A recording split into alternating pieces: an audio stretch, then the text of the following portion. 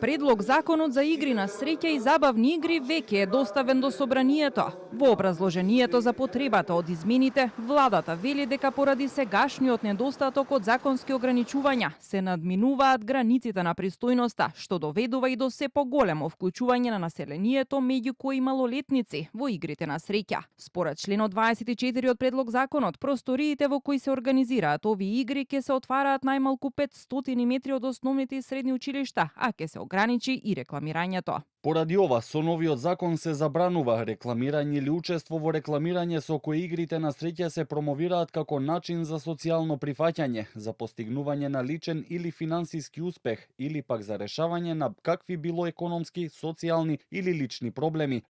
Сепак, вработените во овој сектор на предупредувачки протест тврдат дека овие законски измени ќе загрозат 10.000 работни места, а како што велат, тие не представуваат закана за иднината на младите.